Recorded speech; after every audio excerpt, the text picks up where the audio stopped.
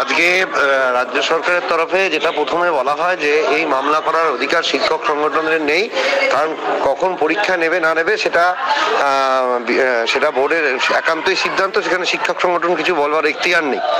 হ্যাঁ, তখন আমরা আমাদের তরফ থেকে আইনজীবী বলেন হ্যাঁ এটা পাবলিক ইন্টারেস্ট লিটিগেশন না হলেও সেই বিষয়ে যেহেতু শিক্ষার্থী সম্পর্কিত, শিক্ষা সম্পর্কিত বলে শিক্ষক সংগঠন সে বিষয়ে কথা বলতেই পারে। এবং আমাদের আইনজীবীর কাছে মাননীয় বিচারপতি জানতে চেয়েছিলেন যে ইয়েটা করা হয়েছে সেটা কি শুধুমাত্র সময়সূচি বদল, না আমরা ডেটও চেঞ্জ চাইছি। আমাদের তরফ থেকে জানানো হয় না, আমরা শুধুমাত্র ছাত্রছাত্রীদের সুবিধার কথা মাথায় রেখে সময়সূচিটা যেটা ছিল পূর্ববর্তী সেটা রাখার কথা বলা হয়েছে। এবং আরো কিছু যুক্তি আমাদের তরফ থেকে যেগুলো আমরা লিখিতভাবে জানিয়েছিলাম বোর্ডকে এবং আদালতেও যেটা আমরা জমা দিয়েছি সেই যুক্তিগুলো তুলে ধরেন।